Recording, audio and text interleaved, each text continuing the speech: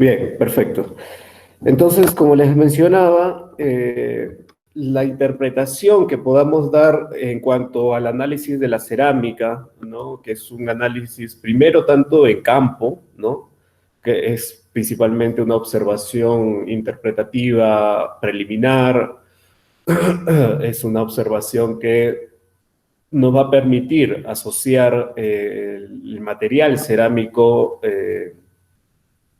con el estudio y el análisis también estratigráfico, ¿no? Que corresponde ya al estudio de los estratos, de las capas, ¿no? Culturales o naturales, y también al análisis que hemos también un poco comentado la clase anterior, la clase anterior, ¿no? Con respecto a el análisis arquitectónico y lo que vamos a ver tanto desde el aspecto interno como de la generalidad externa, ¿no? Del medio, la relación del medio, la transformación del medio a nivel arquitectónico, que ya lo hemos comentado un poco, y que de cierta medida eso va a ser importantísimo al momento, no tanto de la excavación como tal, sino de la prospección. Y es justamente el análisis de la cerámica que se percibe desde un desde la primera fase de investigación arqueológica, ¿no? Que en este caso es la prospección, y lo que va a demandar en ese análisis específicamente es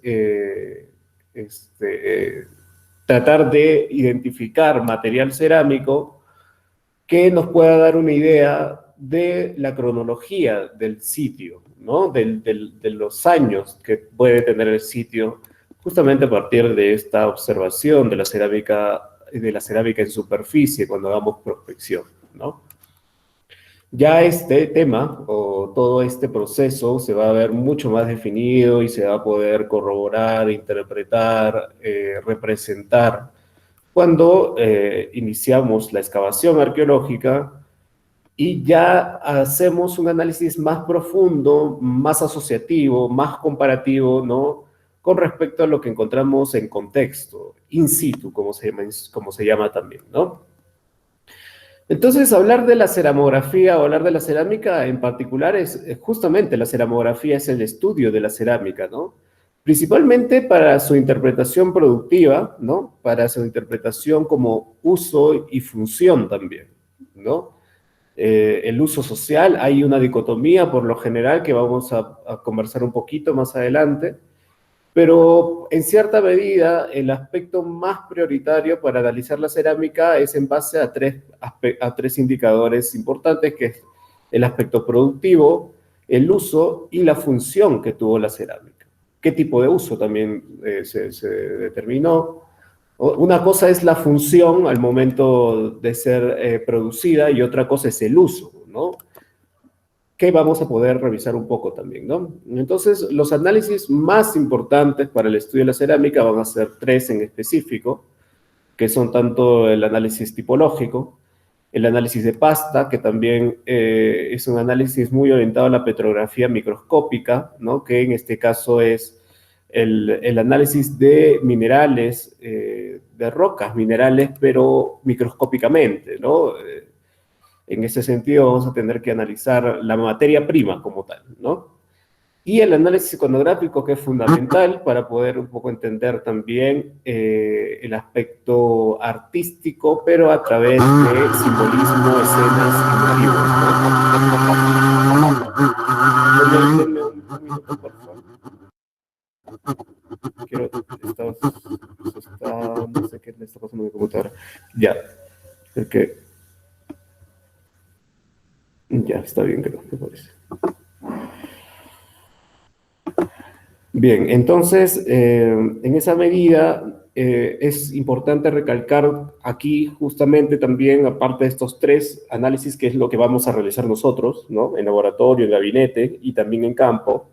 En campo, como ya les he explicado, ¿no? De manera observacional, comparativa, pero en laboratorio en específico vamos a ver aspectos ya de esta índole, ¿no? Aspectos tipológicos, análisis de pasta, ¿no? Análisis iconográfico como tal, ¿no?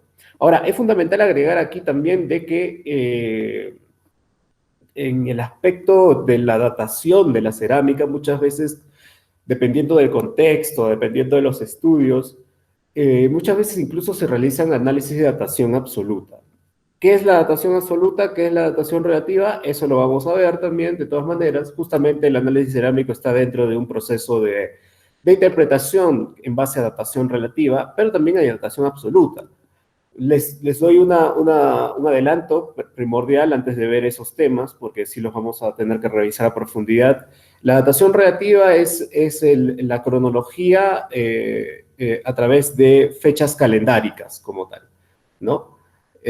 A través de estos fechados relativos como tal, son ya determinados a partir de fechas específicas, pero que todavía, como su nombre lo menciona, son relativos en el proceso, son relativos en el momento de que vamos a tener que analizar mucho más su procedencia a nivel de años como tal, ¿no? Y el análisis absoluto ya es un fechado mucho más establecido dentro de los procesos de datación químico-físico, ¿no? Que nos van a dar fechas mucho más, por eso se llama absoluta, porque nos van a dar fechas más absolutas, más objetivas, ¿no? Y esas fechas absolutas vamos a tener que compararlas con los fechados relativos, que por lo general están en base a, los fechados relativos están por lo general en base a secuencias cronológicas de periodificación, por ejemplo, ¿no? Por ejemplo, ¿no? Hemos visto la vez pasada este cuadro de periodificación para el Valle de Cajamarca, ¿no? Este cuadro de periodificación ha estado en base principalmente a fechados absolutos que han arrojado estas fechas específicamente. Y el fechado relativo, en cierta medida, se ha dado a través de un estudio estilístico y comparativo con cronologías establecidas mucho más amplias para los Andes centrales, por ejemplo. Eso lo vamos a revisar también. Ya establecido este cuadro, actualmente nosotros nos basamos en esta periodificación para poder también definir lo que existe en un determinado sitio, ¿no? Entonces, nosotros lo que hacemos es, en cierta medida, la datación relativa es agarrar estos periodos de tiempo, ¿no? Cajamarca 1, 2, 3, 4, y poder comparar a través de los estilos cerámicos, comparar con los materiales que también tenemos nosotros, porque estos estilos no son de Cajamarca, pero no salieron específicamente del sitio que estamos estudiando, ¿no? Sino salieron de manera general, se han propuesto de manera general, ¿no? Entonces, lo que nosotros hacemos en esta oportunidad es agarrar el cuadro de periodificación, que es el cuadro base, es la línea base, para que nosotros nos podamos de aquí hacer estudios comparativos. A nivel relativo, a nivel de datación relativa, hacemos obviamente esta comparación, ¿no? Por periodos con nuestros materiales, con la muestra de materiales que tenemos, y por lo tanto podemos decir, ¿no? Claro, tenemos una muestra de Cajamarca inicial muy parecida a este estilo en particular, entonces podemos decir que este sitio puede tener una antigüedad desde el año 50 a.C., ¿no? Y también tenemos un material que es muy similar a lo Cajamarca 4, se tiene que hacer más estudios a profundidad, pero podemos decir entonces, en esa medida, que el sitio arqueológico que estamos investigando tiene una antigüedad desde el 50 a.C. hacia el año 1470 aproximadamente después de Cristo, ¿no? Y así tratamos de un poco elaborar una propuesta de datación relativa, preliminar. Ahora, ¿cómo vamos a corroborar todo eso? Excavando y sacando muestras para análisis físico-químicos, ¿no? Y las muestras de análisis físico-químicos se dan en contexto como tal, en contextos primarios. Entonces, esos contextos primarios vamos a datarlos físico-químicamente, ¿no? En un proceso que se denomina datación absoluta, ¿no? Para eso hay diferentes tipos de datación absoluta, ¿no? La datación relativa específicamente se basa primero en tipología de materiales, ¿no? Análisis estratigráfico y propuestas de seriación, que es cuadros cronológicos o que son propuestas cronológicas. La datación absoluta tiene muchos más métodos, ¿no? Que vamos a revisar también, como la dendrocronología, por ejemplo, el análisis de carbono 14, por ejemplo, ¿no? El análisis de potasio-argón, ¿no? Etcétera, etcétera, ¿no? Entonces vamos a ver cada uno de ellos y vamos a poder establecer también qué es lo más importante, cuáles de ellos son los más importantes para poder realizarlos o ejecutarlos en el marco de proyectos arqueológicos para poder, de cierta medida, tener dos procesos de datación establecidos, tanto absolutos y relativos, que nos permitan ser más objetivos al momento de la interpretación arqueológica, ¿no? Entonces, en ese sentido, pero lo más particular que nos vamos a hacer nosotros como tal es la tipología, el análisis de pasta y el análisis iconográfico. Hablar de la cerámica es hablar de un indicador sumamente importantísimo para el estudio arqueológico como tal, ¿no? A lo largo de todo el tiempo, desde que la arqueología en el Perú se pudo establecer como una disciplina científica y pudo ser independiente y autónoma al momento de los procesos metodológicos, al momento de la aplicación de los procesos metodológicos y técnicos, ¿no? Técnicos científicos principalmente.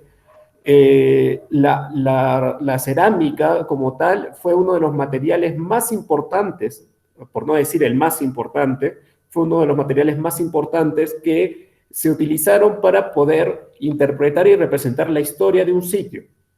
La cerámica como tal representa también una forma de, en esta medida, de interpretar también a la sociedad, el pensamiento, tanto el pensamiento, los procesos políticos, económicos, la ideología, por ejemplo, ¿no? Las actividades económicas, los procesos productivos, ¿no? La especialización, ¿no? Entonces, todos estos detalles que son sumamente importantes para interpretar a una sociedad han sido gracias al estudio tipológico, morfológico, iconográfico de la cerámica como tal, ¿no? Entonces, la cerámica, en esa medida, resulta ser un indicador fundamental dentro del análisis comparativo también, que se realiza tanto a nivel arquitectónico, a nivel estratigráfico, por ejemplo, ¿no? Y a nivel de contexto dentro del sitio como tal, ¿no? Es muy fundamental también el estudio de la cerámica para los estudios etnográficos o para los estudios antropológicos. Ahí yo les recomiendo buscar una publicación de Ramón Joffre, se los voy a colocar acá en el chat mejor, eh, de Ramón Joffre, es los artesanos golondrinos.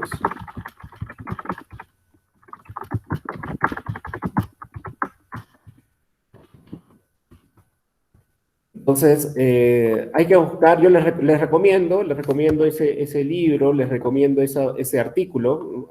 Es un libro, pero creo que también en internet encuentran el artículo, eh, en donde lo que hace este investigador, que es arqueólogo de la Universidad Católica, es un estudio etnográfico, antropológico, pero con bases arqueológicas, obviamente, dentro de lo que se conoce como los artesanos móviles, ¿no? Los artesanos que se van moviendo a lo largo de diferentes partes del territorio nacional, llevando un conocimiento a través de técnicas, a través de productividad, a través de estos conocimientos ancestrales principalmente, ¿no? Y también van llevando bienes materiales que son cerámica en particular, y que esto demuestra también una forma de herencia colectiva que se ha dado de generación en generación con respecto a los cajamarquinos, ¿no? El estudio se realiza en Cajamarca específicamente, y el investigador lo que de una u otra manera define es que la producción de cerámica en Cajamarca se ha basado en un proceso de especialización continua, muy continua y de experimentación continua, y también fundamenta en el aspecto de que los cajamarquinos han sido una sociedad muy móvil, ¿no? Se han trasladado a muchas partes del Perú, a muchas partes del territorio nacional a lo largo de los años, de los tiempos, y hasta la actualidad ese es un proceso que no se deja de lado, sino al contrario, se va fundamentando mucho más, empoderando mucho más, y que sigue siendo la base económica y productiva para muchas para muchos campesinos, para muchos productores artesanales dentro de comunidades campesinas, por ejemplo, ¿no? Entonces, importantísimo este estudio, les recomiendo muchísimo leerlo, búsquenlo en internet y para conocer un poco más sobre esos detalles a nivel etnográfico también del estudio de la cerámica como tal, ¿no? Entonces, lo que tenemos aquí en imagen, por ejemplo, es en esta medida una serie de cerámicas, de estilos cerámicos de diferentes culturas. Hablamos principalmente de este tipo de vasija, ¿no? Es una vasija de tipo globular, con base plana, pero con en este caso, dos asas laterales, que en este caso se conoce como la vasija asa-estribo, ¿no? Con las vasijas de asa-estribo que tienen por lo general cuerpo globular, igual que la que tenemos acá, a su lado derecho, son vasijas de asa estribo con un pico saliente, ¿no? El primero es un estilo que proviene de la cultura chavín de Huántar, y la segunda que tenemos aquí es un estilo que también se conoce como la cerámica de línea fina de la época moche, ¿no? De la cultura mochica como tal, ¿no? En donde se plasman escenas, motivos, en este caso temas, que van a determinar también algunas escenas importantes para poder interpretarlas, ¿no? Y dar representación a una historia muy particular de los moche, ¿no? Aquí también lo que tenemos es una urna ceremonial, ¿no? De cerámica también, de la cultura wari, ¿no? Y tenemos en el centro la iconografía del personaje del dios de los báculos, ¿no? Que es muy representativa también en diferentes culturas. Acá en Cajamarca también tenemos un dios de los báculos, el Catequil, ¿no? Que se comparte durante la época de Cajamarca, en las últimas fases de la cultura cajamarca, se comparte con la cultura huamachuco, los marcahuamachucos, ¿no? En la Sierra de la Libertad. Entonces, este tipo de urna funeraria también muy importante, porque dependiendo dónde se ha encontrado, dependiendo del contexto donde se han hallado este tipo de urnas, por lo general están emparentadas a procesos netamente rituales, ceremoniales, ¿no? Acá por abajo tenemos un estilo de cerámica también un poquito combinadita entre cerámica cajamarca de estilo cajamarca serrano y cajamarca de estilo cajamarca costeño, como se conoce también en la costa. Ahora, ¿qué es lo cajamarca costeño y qué es lo cajamarca serrano? Lo cajamarca serrano es principalmente la cerámica que encontramos aquí en la sierra de Cajamarca, es la cerámica, por decirlo así, la cerámica originaria, la cerámica base, ¿no? La cerámica que utiliza el caolín como una forma productiva, ¿no? De poder producir estos bienes como tal. Y la cajamarca costeño es una copia de este estilo cajamarca serrano, ¿no? La cajamarca costeño ya no utiliza necesariamente el caolín, pero que está aplicando posiblemente los mismos patrones iconográficos, los mismos procesos productivos que se aplican para la producción de la cerámica de Cajamarca, de la cultura cajamarca como tal, ¿no? La cajamarca serrana. Entonces, es importante, vamos a poder analizar también ese aspecto cuando veamos temas de interaccionismo cultural, ¿no? Cuando vamos a analizar, por ejemplo, el interaccionismo entre los cajamarca con los moche o los lambayeque, ¿no? Y vamos a ver que justamente en estas culturas es muy posible que hayan habido especialistas en cerámica, de Cajamarca, que han estado bajando a la costa y han estado enseñando este tipo de producción de su cerámica como tal, ¿no? Aquí al lado derecho de la cerámica Cajamarca tenemos un estilo de cerámica también de asa estribo, ¿no? Con un detalle, ya con un motivo, ¿no?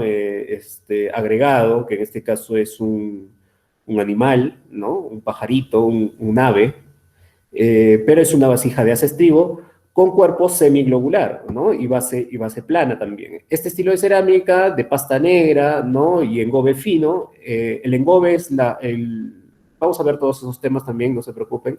El engobe viene a ser el pulido de la cerámica a nivel ya post-cocción, ¿no? Después de cocerla como tal, o precocción también muchas veces, ¿no? Ya eso depende de cómo se va analizando la cerámica y se va viendo qué procesos se están aplicando específicamente, ¿no? Entonces, Este estilo de cerámica de pasta negra con engobe fino, ¿no? Que le da esa tonalidad media brillosa en la parte externa, que es como un pulido, ¿no? El engobe es como un pulido, como les menciono.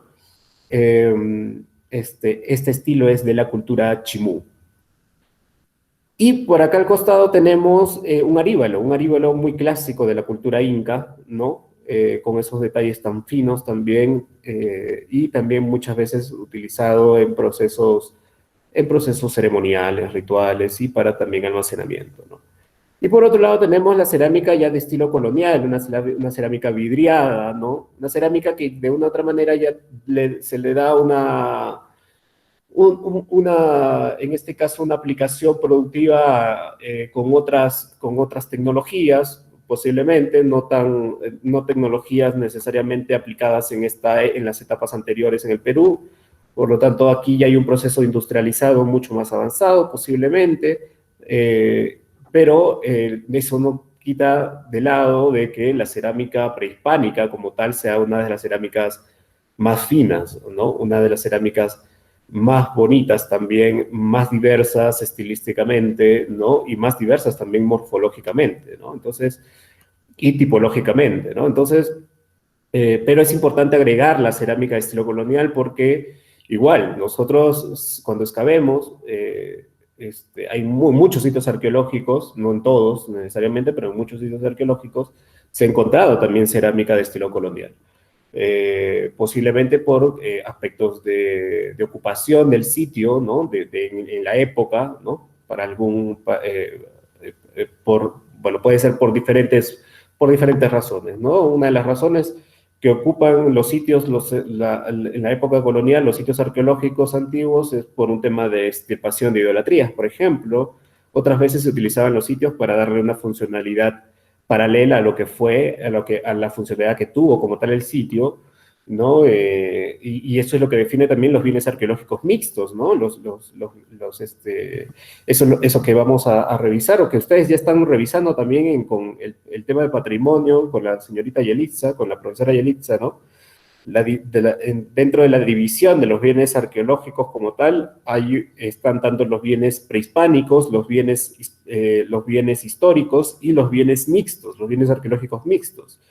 Y los bienes arqueológicos mixtos es esa fusión, ese sincretismo, ¿no? Entre lo que viene a ser lo prehispánico y lo colonial, ¿no? En este caso, ejemplos tenemos varios, ¿no? Por ejemplo, en Cusco tenemos el Coricancha, por ejemplo, ¿no? Es un claro ejemplo de bien arqueológico mixto porque tenemos el Templo del Sol y encima se construyó la iglesia colonial, ¿no? Entonces, a eso me refiero cuando hablamos de bienes arqueológicos mixtos, y muchas veces dentro de esos espacios ya prehispánicos más antiguos se ha encontrado cerámica de estilo colonial porque en esa medida se ha ubicado, se ha utilizado ese espacio también para realizar algunas actividades ya en una época posterior, ¿no? A la época que fue construido ese espacio, ese sitio como tal, ¿no? Entonces es importante poder agregar también aquí en ese detalle la cerámica de estilo colonial. Y la cerámica, ¿por qué es importante? Obviamente, muy aparte de su aspecto morfológico, su aspecto de análisis de pasta, por ejemplo, su aspecto tipológico, que nos da una idea un poco de las formas de perspectiva de la sociedad, pero también de los cambios muy drásticos, ¿no? Que se van dando de periodo a periodo. Y también del tipo de materia prima que se está utilizando y que definiría también, todos estos rasgos definirían también una forma, un modelo productivo o un sistema productivo en específico, ¿no? Entonces, muy aparte de todo eso que nos define la cerámica y que nos da la idea principal de darle una caracterización a nivel económico, a nivel social, a la misma comunidad, a la misma colectividad, ¿no? Es importante poder rescatar de que a nivel iconográfico la cerámica nos puede dar incluso mucho más detalles, porque es una foto del momento, ¿no? Si es que, por ejemplo, hablamos de la cultura mochica, la cultura moche es una de las sociedades que en realidad plasmó en su cerámica prácticamente sus vidas cotidianas, su vida cotidiana, sus modos de vida, sus actividades, sus personajes, ¿no? Sus gobernantes, ¿no? Los dirigentes, los sacerdotes, ¿no? Etcétera, etcétera. Entonces es una de las culturas que resalta simbolismo, sí, pero resalta una objetividad clara, una realidad clara que se vivía en esa época, ¿no? Y en este caso, por ejemplo, tenemos aquí este dibujo, se rescató, este dibujo que tenemos acá se rescató, perdón, de una vasija de cerámica de la cultura moche. Y luego se hizo una reconstrucción, ¿no? Una reconstrucción en 3D isométrica, ¿no? De ese dibujo, dándole una interpretación de un espacio productivo, ¿no? Un espacio de producción textil, ¿no? Junto a curanderas, ¿no? En todo caso, a maestras también, ¿no? Curanderas o artesanas, y aquí las artesanas textiles que están utilizando esta técnica, ¿no? Esta técnica de textil, de bordado en cintura, ¿no? Y también acá vemos algunas imágenes de vasijas, ¿no? Vasijas de hace estribo, por ejemplo, ¿no? Vasijas globulares con un pico nada más, ¿no? Y vemos a un sacerdote, por ejemplo, que se le está dando un bien, se le está entregando, o está entregando un bien a un personaje, posiblemente un artesano también, ¿no? De la época.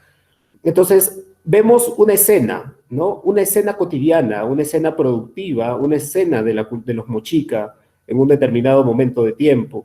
Y eso lo podemos comparar con las actividades que actualmente se realizan también, ¿no? Como una forma reivindicativa de lo que fue el pasado, ¿no? Y que en la actualidad se sigue haciendo, ¿no? Se sigue realizando este tipo de actividades a nivel productivo, utilizando la misma técnica, ¿no? Un poco relacionando justamente esos aspectos que van a ser importantes al momento de interpretar la sociedad y compararla con la sociedad moderna también, ¿no? Bien, entonces, dando esta pequeña introducción, ¿no? Con respecto a la importancia de la cerámica, es aquí donde ya vamos a entrar a hablar de los tres indicadores fundamentales de análisis o de estudios dentro de la ceramografía como tal, ¿no? Y bueno, uno de ellos es la identificación tipológica, ¿no? El segundo es el análisis iconográfico, como ya les había mencionado, y el análisis de pasta. Esto determina de una u otra manera la funcionalidad y el uso de la cerámica. Y obviamente a través de la funcionalidad y el uso vamos a identificar o determinar ciertos rasgos de la organización y la complejidad de la sociedad que estamos estudiando en particular, ¿no? Aquí tenemos, bueno, unas imágenes también de la gran variabilidad de cerámica que encontramos en Ixcoconga. Esta es la cerámica de Ixcoconga, ¿no? Cerámica de estilo Cajamarca inicial, por acá tenemos Cajamarca medio, temprano. Acá están algunos alumnos de la escuela taller ya egresados que iniciaron sus estudios de tipológico de la cerámica, ¿no? Junto al profesor Brian también, que fue parte de la escuela taller, y también enseñando también el análisis y la tipología de la cerámica a nivel tipológico principalmente y a nivel de análisis de pasta. Dentro del análisis tipológico como tal es muy importante rescatar, ¿no? Cuando empecemos a analizar la tipología de la cerámica, vamos a tener que revisar ciertas terminologías muy fundamentales también, como la cerámica, por ejemplo, de cuello invertido, invertido, ¿no? Las cerámicas globulares, ¿no? Que de una u otra manera eso va a determinar un proceso principal de tipología, ¿no? Primero, la forma como tal. Analizar, por eso es que hablamos de morfología cerámica, ¿no? Cuando analizamos un poco la forma, le damos prioridad a determinar, a crear conjuntos de fragmentos de cerámica, por ejemplo, a través de formas, nos vamos a dar cuenta que esas formas van a diferenciarse de otras formas, obviamente, pero a nivel interno de esas formas también van a haber variabilidades.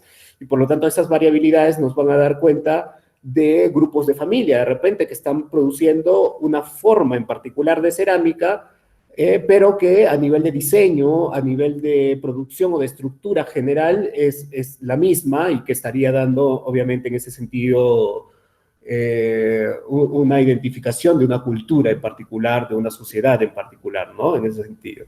Entonces, primero lo que tenemos que realizar es el análisis morfológico como tal a través de la fragmentería cerámica, porque por lo general tenemos nosotros siempre fragmentos, como los que vemos acá en la mesa, ¿no? Como los que tenemos aquí. Fragmentos de cerámica que van a tener que ser analizados a través del dibujo técnico, obvio también.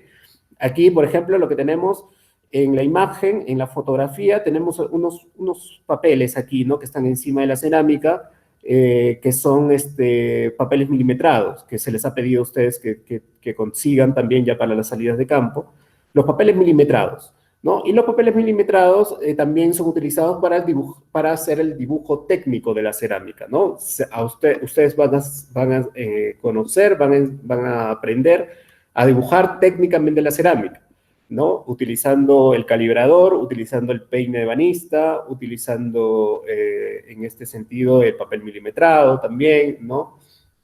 Que va a ser sumamente importante, porque a partir de esos dibujos es que se van a rescatar o resaltar el aspecto tanto morfológico para darle ya una profundización en la tipología de la cerámica como tal, ¿no? Vamos a ver las formas, la morfología de la cerámica, la forma como tal, y a partir de la forma es que vamos a ir determinando ya tipos de cerámica, ¿no? Tipos que pueden ser ollas, que pueden ser jarras, que pueden ser botellas, cuencos, platos, ¿no?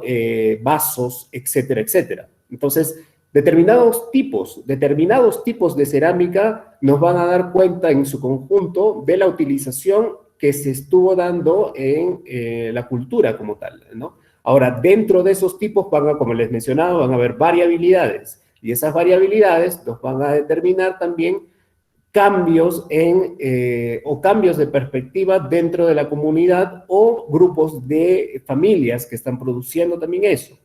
Por otro lado, si un tipo de cerámica cambia de un periodo a otro, nos estamos dando cuenta de cambios estructurales a nivel de la sociedad, ¿no? Y nos estamos dando cuenta de posibles fenómenos que se estén dando o posibles hechos sociales, históricos que se están dando. Y eso va a tener que ser contrastado o comparado también con el estudio en contexto del espacio donde se ha rescatado este tipo de cerámica para poder darle una interpretación y por lo tanto una representación más formal y más objetiva a nuestra hipótesis como tal o a lo que estamos observando como tal, ¿no? Entonces, el análisis tipológico se basa específicamente en el estudio de los tipos de la cerámica como tal, ¿no? De los diferentes tipos, pero a través de diferentes mecanismos también de trabajo, que en este caso es el análisis morfológico y en todo caso también el dibujo técnico, que va a ser sumamente importante dentro de todo este proceso. El análisis de pasta. Muy importante analizar la pasta o analizarlo dentro de los aspectos de la petrografía también, ¿no? La petrografía, que es el estudio de las rocas, que ustedes me preguntarán, pero profesor, la petrografía es el estudio de las rocas, ¿qué tiene que ver con el análisis de pasta de la cerámica? Lo que pasa es que dentro de la pasta, de la arcilla, de la cerámica, muchas veces se agregan, ¿qué cosa? Desgrasantes. Los desgrasantes, ahorita lo vamos a ver más adelante, son inclusiones dentro de la arcilla o dentro de la arcilla como tal que le van a dar una compactación, una estructura interna, un esqueleto interno a la cerámica para que en el proceso de cocción no reviente, no se quiebre. Y también posteriormente, cuando ya esté cocida, no se llegue a quebrar, ¿no? Entonces, dentro de estos desgrasantes pueden haber diferentes insumos, ¿no? Diferentes productos, como puede ser la chamota, que es fragmentería cerámica también triturada, que puede ser restos de material orgánico, como paja, por ejemplo, ¿no? O puede ser también restos de minerales, como pequeñas rocas, justamente en ese sentido. Porque aquí encontramos, por ejemplo, pequeños, minúsculos restos de, por ejemplo, cuarzo, basalto, por ejemplo, muchas veces, ¿no? Entonces, estas pequeñas roquitas, ¿no? Restos de roca mineral o restos de minerales que son inclusivos, que están incluidos dentro de la arcilla, van a ser importantes analizarlas. ¿Por qué? Porque esto nos está dando un indicador de canteras, nos está diciendo de dónde están trayendo este tipo de material, de dónde están trayendo este tipo de arcilla, Por ejemplo, durante los estudios en Ixcoconga encontramos un estilo bueno, no un estilo, sino encontramos un grupo de fragmentería cerámica, o sea, materia cerámica burda, en realidad no fina, por eso no podemos hablar de estilos, sino que más hablamos de cerámica doméstica, ¿no? Cerámica que no tiene decoración, por ejemplo. Pero nos dimos cuenta que la pasta, o sea, la pasta de la cerámica era muy diferente a la pasta de la cerámica burda que por lo general nosotros encontrábamos y nos pareció bastante particular, ¿no? Nos pareció bastante curioso. Entonces separamos ese material, lo dejamos a un ladito, dijimos, bueno, este material para un estudio posterior, primero nos vamos a concentrar en la cerámica cajamarquina y vamos a ver exactamente que este grupo de cerámica, que también se supone que es de la cerámica cajamarquina, lo vamos a estudiar también, pero es algo no recurrente, ¿no? Y como es algo no recurrente, por lo tanto, es algo que debe ser analizado prioritariamente, pero después del análisis de la cerámica cajamarca ya general. Llegamos al momento en que ya tocaba agarrar ese material y poder estudiarlo, y lo que nos dimos cuenta es que analizando, haciendo el análisis de pastas, ¿no? A nivel microscópico y a nivel petrográfico, porque no solamente nosotros como tal vamos a analizar microscópicamente la cerámica, ¿no? A analizar la pasta y analizar las inclusiones, ¿no? Con unos pequeños lentes que tenemos nosotros que ustedes van a utilizar. No solamente vamos a hacer eso, sino eso lo vamos a tener que corroborar, o sea, esa observación y esa descripción que hagamos nosotros la vamos a tener que corroborar con análisis petrográficos, que ya son análisis más especializados, ¿no? Que no los vamos a poder hacer nosotros porque no tenemos la tecnología para poder hacerlo, pero sí los mandamos a la ciudad de Lima, al IGEMENT específicamente, para que ellos hagan el trabajo y nos den resultados que podamos compararlos con las descripciones, observacionales que hemos realizado durante nuestro análisis de pasta preliminar, ¿no? Entonces, nos dimos cuenta en este grupo de cerámica que encontramos de que la arcilla y las inclusiones que tenía ese grupo de cerámica no eran propias del Valle de Cajamarca, sino eran de otra zona, posiblemente. Ahora, lo que Solciré, que es la directora, llegó a la conclusión es que ella anteriormente, en los años que estuvo trabajando en la costa norte, por ejemplo, encontró una arcilla con un tipo de arcilla muy similar a esa arcilla, ¿no? Que habíamos encontrado en la cerámica, en ese tipo de cerámica.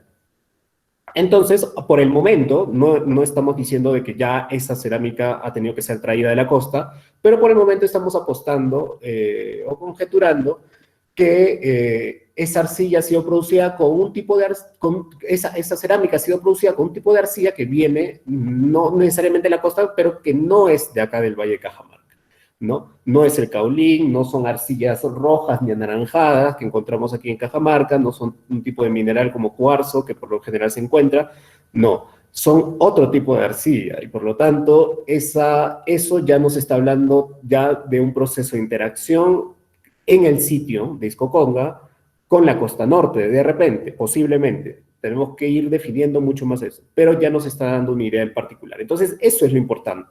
Eso es sumamente lo importante que cuando hablamos de la cerámica, cuando hablamos del análisis de pasta, ¿no? El tema de los núcleos de productividad sumamente fuertes, ¿no? Y aquí es cuando estamos ya en todo este proceso, desde la tipología, con el análisis de pasta, ¿no? Es que estamos analizando qué cosa, estamos analizando un sistema productivo y estamos analizando un sistema de interacción social. Los principales procesos productivos para el análisis de cerámica son los que vemos en pantalla, ¿no? En este cuadro, y es los mismos procesos que cualquier artesano actual aplica también. Cualquier artesano tradicional lo aplica, ¿no? Primero, la elección de la materia prima, ¿no? A partir de la arcilla y los desgrasantes, que son justamente estos que les menciono, que se aplican a la arcilla principal. La preparación de la pasta, el modelado, que puede ser a mano o en torno o torneta, ¿no? Dependiendo ya del sistema tecnológico que se esté aplicando, ¿no? El tratamiento de superficie, con la cocción, ¿no? Que puede ser en una estructura abierta o en un horno cerrado como tal, ¿no? En este caso, la estructura abierta, que también resulta ser un horno abierto, ¿no? Nosotros lo hemos encontrado en Ixcoconga también. Hemos encontrado contextos de hornos abiertos y después lo hemos comparado etnográficamente con fotografías de los cajamarquinos de los años 30, 40, hasta los años 50, en donde todavía ciertos artesanos de Cajamarca utilizaban esta técnica, ¿no?, de horno abierto, o esta cocción, ¿no?, donde cocían su cerámica en hornos abiertos como tal, ¿no? Entonces, podemos dar una idea de que más o menos hasta los años 50 todavía habían artesanos locales en Cajamarca que utilizaban técnicas ancestrales, prehispánicas, ¿no? Actualmente es muy difícil encontrar ya artesanos que estén utilizando estos hornos abiertos para cocer su cerámica. El arqueólogo Ramón Jofré, en su libro de los artesanos golondrinos, menciona más o menos esta técnica para Cajamarca. No sabemos a ciencia cierta de dónde viene esta técnica, porque también la hemos identificado, o de dónde viene esta forma, ¿no?, de producir, de quemar la cerámica en horno abierto, horno cerrado, principalmente en producción de cerámica en horno abierto. No sabemos exactamente de dónde viene, pero lo hemos visto también en Cusco, ¿no? En la zona de Cusco también la hemos visto. Entonces, es posible de que sea un patrón diversificado, ¿no? Que estén haciendo posiblemente en las zonas de los Andes altoandinos, ¿no?, de las zonas altoandinas del Perú, y que se esté disgregando, diseminando a lo largo del territorio en la época prehispánica, y que por lo general ya no se encuentra mucho, ¿no? Ya es muy poquito, son muy poquitos los artesanos locales, actuales, modernos, que aplican esta técnica. Por lo general ya el proceso productivo de la cerámica está mucho más industrializado actualmente. Sin embargo, eso no quiere decir de que nosotros no reivindiquemos los procesos productivos tradicionales. Es sumamente importante reivindicar, revalorar y dar conocimiento a la población de los procesos productivos tradicionales como una forma también de desarrollo económico, porque al final muchos jóvenes actualmente, por ejemplo, cuando estuvimos trabajando con los artesanos locales de aquí de Cajamarca, apuestan por la aplicación tradicional del proceso productivo de la cerámica, y ellos también están muy entusiasmados de querer trabajar como artesanos, ¿no? Entonces, las técnicas, los patrones tradicionales de producción son muy importantes, volver a replicarlos en la actualidad, porque es importante la tecnificación también, obviamente. Es muy importante la tecnificación y el conocimiento de la industria en el proceso de industrialización aplicado a aspectos tradicionales de producción. Pero eso no quita de que los aspectos más intrínsecos del conocimiento productivo ancestral y tradicional se den de manera que sea aplicado, ¿no?, en la actualidad. Entonces, es sumamente importante también esos dos aspectos, y por lo tanto, el proceso productivo va a darse de una manera también complementaria, ¿no? En esa medida, hay algunos elementos que componen justamente el producto cerámico. Partimos de hablar desde la pasta de la cerámica, ¿no? Entendida esta pasta en dos partes específicas. Tanto la matriz, que es la arcilla como tal, por ejemplo, si hablamos de arcilla de caolín, es la arcilla blanca como tal, que puede tener desgrasantes o inclusiones naturales, sí, pero es importante agregarle inclusiones alternas para poder darle una estructura más compacta. Pero tenemos la matriz, que es la arcilla como tal, y estas se encuentran en depósitos sedimentarios resultantes de la alteración y degradación de rocas preexistentes, ¿no? Lo que encontramos en las canteras, lo que son las canteras como tal, ¿no? Por otro lado, las inclusiones se dividen en dos partes, que son tanto inclusiones naturales o añadidas, y estas inclusiones, las naturales, son propias del sedimento arcilloso, o sea, que están dentro de la arcilla como tal, y por otro lado, las añadidas, que son los desgrasantes añadidos voluntariamente, ¿no?, lo que les mencionaba. Entonces, la característica principal de la arcilla es su capacidad plástica, ¿no? O sea, va a ser moldeable. Al ser mezclada con agua, se va a poder moldear, ¿no? Sin embargo, hay dos variables importantes que identifican para que la arcilla no pierda su consistencia y sea durable. Primero, al momento de la cocción debe alcanzarse más de 600 grados de temperatura para generar solidez. Y segundo, el desgrasante que se utilice como estructura le dará justamente esa rigidez, ¿no? Es importante por eso tanto los desgrasantes naturales como los desgrasantes añadidos voluntariamente, ¿no? Entonces, esto es lo más importante al momento de hablar justamente de la parte interna, intrínseca de la cerámica como tal, ¿no? Que es sumamente fundamental.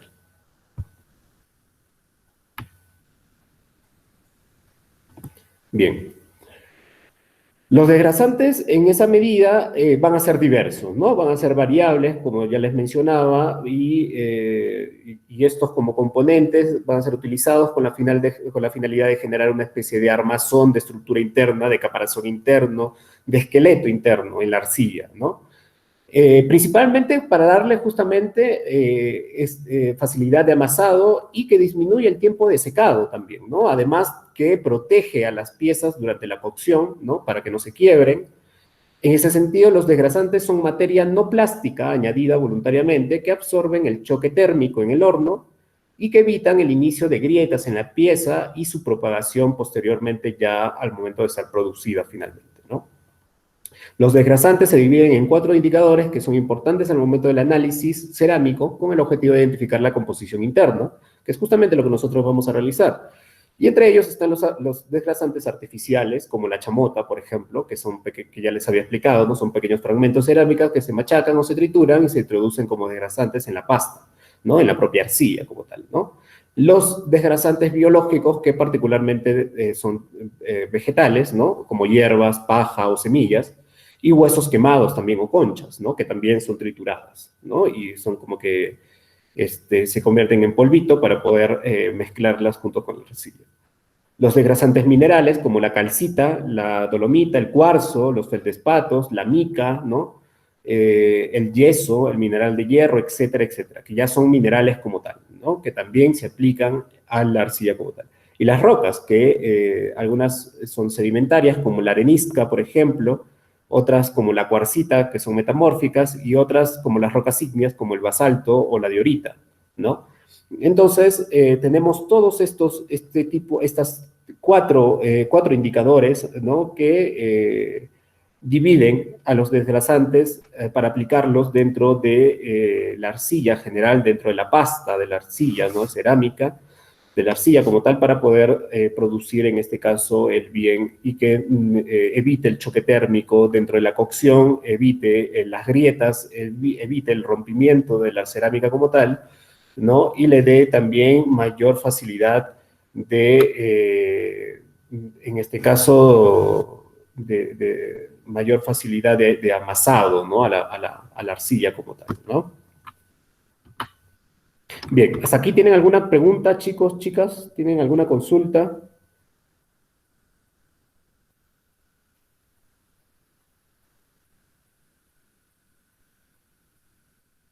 ¿Algo que no haya quedado claro? Chicos, chicas, pregunten, por favor. Profesor, una consulta sobre Iscoconga. ¿Dónde más o menos queda? Ixcoconga. Ixcoconga queda en la zona. O sea, la pecuaria por Claro, ahí sí, o sí, por sí, dónde? está justamente al costado de la pecuaria. El sitio arqueológico está justamente entre la pecuaria y el circuito de motocross. No sé si conoces, que está al costado también. Sí, sí he ido, solo que no me he percatado Ya, recién. sí. Bueno, Ixcoconga es bien particular, ¿no? Porque en realidad muchas personas me han dicho, Ixcoconga, pero Ixcoconga, ¿dónde hay sitio arqueológico en Ixcoconga? Nunca hemos visto. Es que en realidad, cuando tú llegas a Ixcoconga, tú no ves nada. Es bien loco, ¿no? Lo que sí ves y puedes diferenciarlo, y eso lo vamos a diferenciar obviamente cuando vayamos a Ixcoconga a visitar, es que cuando tú estás yendo por la carretera, por esa pista, ¿no? Hacia Yacanora, ¿no? Porque por ese lado se va hacia Yacanora o hacia Jesús, te vas a dar cuenta, cuando ya estás llegando a Ixcoconga, estás llegando a la pecuaria, te vas a dar cuenta de que hay un montículo. O sea, el espacio no es horizontal, sino es un montículo que a grandes rasgos tú puedes decir, oye, parece un cerrito, ¿no? Un montículo pequeño que es artificial en realidad, ¿no? Entonces, bueno, para los arqueólogos, ya que somos tan observadores con estas cosas, sabemos, oye, eso es muy probable de que sea un sitio arqueológico. Pero para las personas en general que no conocen mucho de estos temas, se les hace complicado y no se dan cuenta, por último, ¿no? Hasta que están en el sitio con alguien que les esté enseñando y les diga, ¿no? Oye, aquí hay un sitio arqueológico en realidad. Entonces, cuando nosotros llegamos a Icocón, en realidad no vemos que o sea, tú llegas de Coconga y parece que no hay nada, ¿no? Hasta que empiezas a excavar y ahí es donde viene la cuestión, ¿no? Empiezas a excavar y encuentras los cimientos de todo el asentamiento que hubo en época prehispánica. Entonces, pero sí, o sea, es cierto que tú llegas a Coconga y parece que no hay nada, pero sí hay bastantes cosas. En realidad es un sitio muy importante. No es que vas a estar llegando a Coconga y ves estructuras, los muros, no lo ves. Los muros están enterrados en realidad. Entonces, sin embargo, lamentablemente, o sea, eso nosotros sabemos que hace muchos años, Coconga sí tenía sus muros todavía, habían casitas, porque nosotros cuando llegamos por primera vez al sitio para investigar, empezamos a hacer como una encuesta, empezamos a hacer una investigación también con la comunidad adyacente, con los vecinos que viven adyacentes al sitio, ¿no? Y empezamos a entrevistar a los más viejitos, a los más abuelitos, ¿no? A los más antiguitos. Entonces, las personas de 80 años, más o menos, de esa edad, nos decían que en esa parte, antes, muchos años, ellos nos decían, ¿no? De que antes habían casitas, eso estaba lleno de casitas, nos decían. Entonces nosotros nos imaginamos que en esa época, debe ser, no sé, en los años 30, 40, de repente, no sé, no lo sé, eh, Iscoconga todavía estaba íntegro, ¿no? No como está en la actualidad. Lamentablemente ya a través del tiempo, por procesos por la propia mano del hombre o por procesos naturales, ¿no? Ya se ha ido, no sé, desmontando los muros de repente, ¿no? Llevándose las rocas para construir, también para, no sé, dividir espacios ya modernos, ¿no? Porque eso, por lo general, eso es lo que hace la gente, ¿no? Lamentablemente, como no hay un conocimiento todavía, ¿no? Hay una irresponsabilidad con el patrimonio, entonces, a través de todo el tiempo, un sitio se va depredando, ¿no? Y queda, así como en la actualidad vemos Iscoconga, que lamentablemente ya no vemos nada al inicio, pero si empezamos a excavar, vamos a encontrarlo, vamos a encontrar los cimientos, vamos a encontrar los contextos, vamos a encontrar absolutamente todo el material. Entonces, sí, pues, ¿no? Lamentablemente hay muchos sitios que así se han ido perdiendo poco a poco. Felizmente, Ixcoconga, a pesar de que ha sido depredada, ¿no? A pesar de que ha sido huaqueada intensivamente, o sea, el sitio en realidad para nosotros ha sido todo un reto poder investigar Ixcoconga porque parecía la luna Ixcoconga, ¿no? Tenía huecos por todos lados. ¿No? Entonces, nuestra interpretación ha tenido que ser una interpretación muy fina, muy paciente. Hemos tenido que reunirnos constantemente para poder analizar capa por capa, para poder debatir con los que hemos excavado, con los investigadores, cómo ha sido la ocupación en el sitio, sin que estos pozos de huaqueo, ¿no? No nos permitan establecer una representación histórica para el sitio, ¿no? Eso no ha pasado, hemos hecho, me parece a mí que hemos hecho un buen trabajo, que hemos podido dar una representación, eso lo vamos a plasmar también, se los vamos a ir enseñando a ustedes. Ahorita estamos en todo un proceso de ir estructurando ya la representación histórica del sitio a nivel de los estudios tipológicos, de la propia cerámica, a través de los estudios de ocupación arquitectónica, en las unidades de excavación que hemos realizado, ¿no? Pero como les menciono, ¿no? Ha sido un reto, todo un reto trabajar en Ixcoconga en realidad. Aparte del material, que era muchísimo material, porque hay mucho material, hay una gran cantidad de cerámica, hay una gran cantidad de material de ocio animal, hay una gran cantidad de restos líticos, material orgánico, ¿no? Y muy aparte de las estructuras arquitectónicas que están en el sitio y que se quedan en el sitio, se cubren después de la excavación. Eh, ha sido sumamente importante poder, obviamente, catalogar todo ese material, registrarlo, interpretarlo, pero como tal ha sido todo un reto porque el sitio está bastante depredado en el sentido de que se ha huaqueado muchísimo. Hay otro sitio que es muy similar a Escoconga, que también bueno, es una colina rocosa, pero con el tiempo se ha formado como un montículo artificial, ¿no? Que es el sitio que se encuentra aquí en la salida a Bambamarca, el Carambayoc, no me olvidé el nombre. se me fue. Este, el Cajamarcorco. No sé si ustedes conocen el Cajamarcorco o alguien ha escuchado del Cajamarcorco, por ejemplo, ¿no?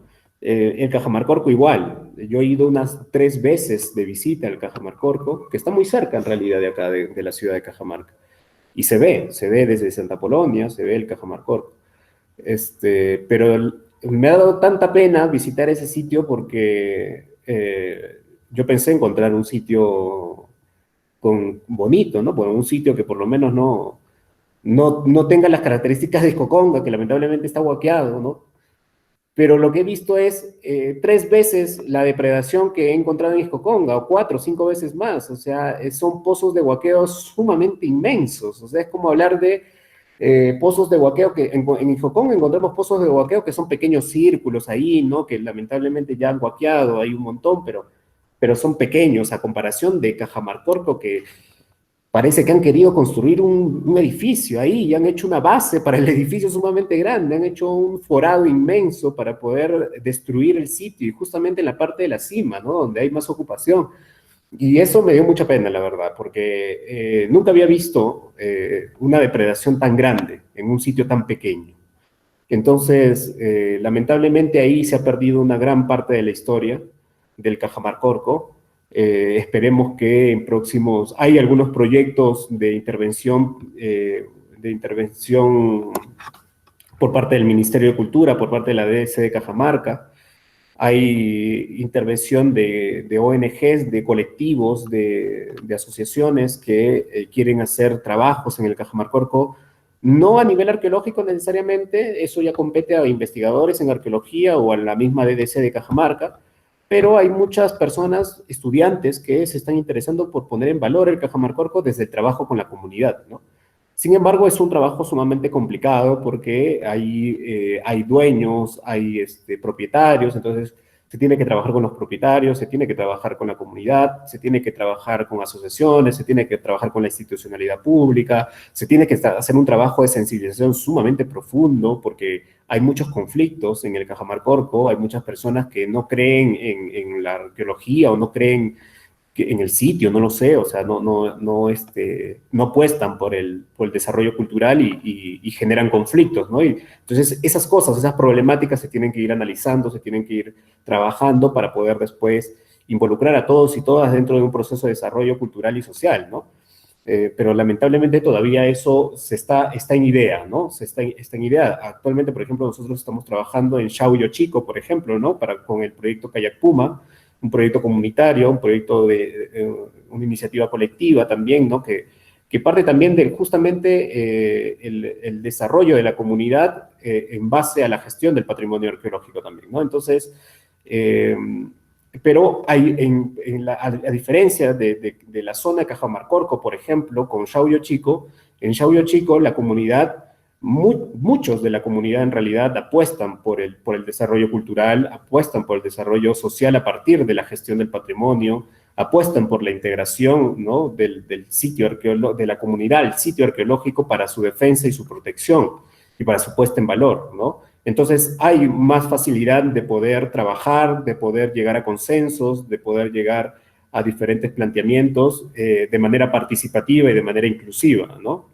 Pero ya cuando hay conflictos más fuertes, más internos, más problemáticos, entonces ahí se tiene que ir poquito a poquito también trabajando, porque todo esto es parte de un trabajo de procesos, ¿no? Que se tiene que dar por procesos, poco a poco, ¿no? Sin adelantarnos a los procesos.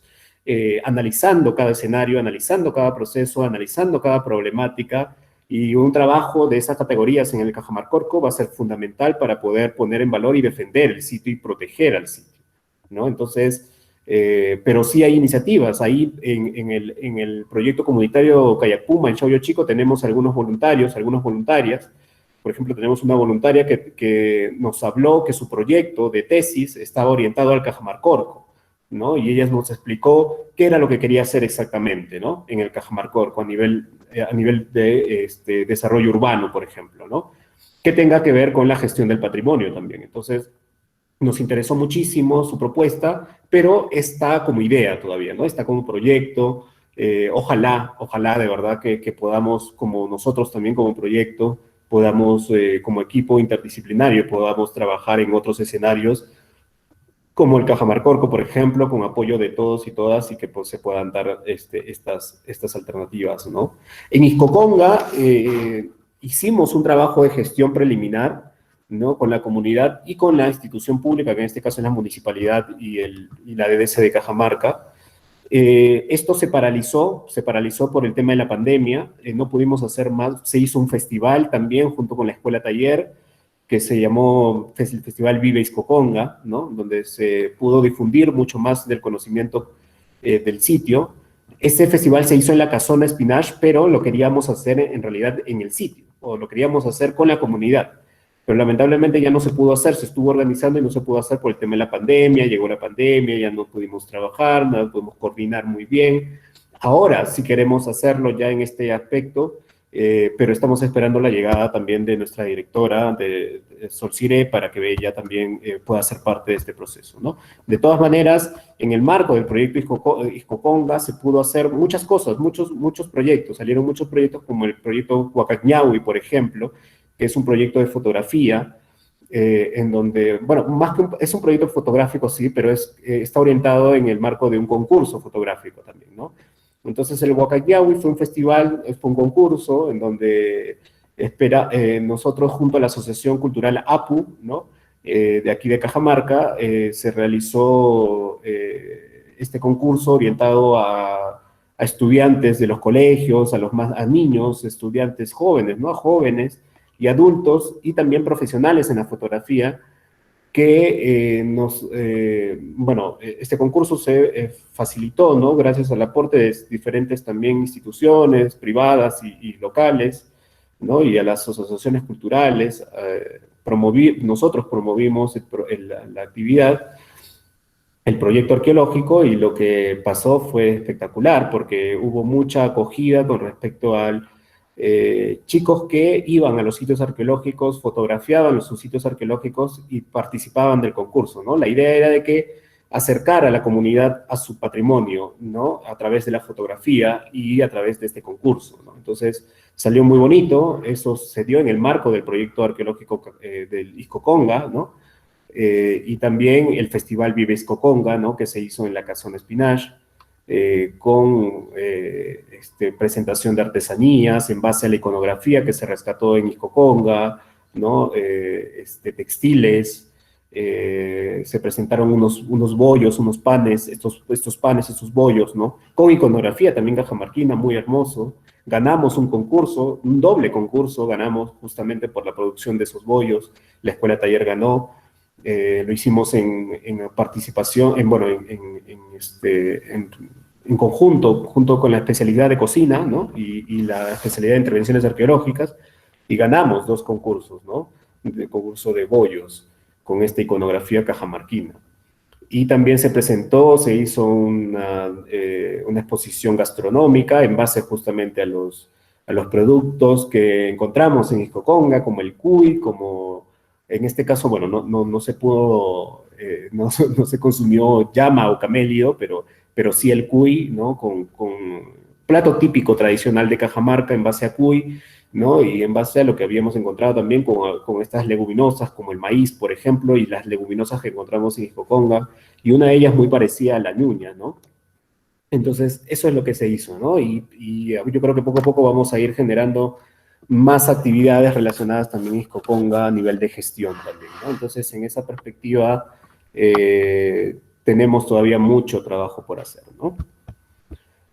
Bien, ¿alguien más que quiera consultar algo? ¿Alguna duda con lo que estamos viendo?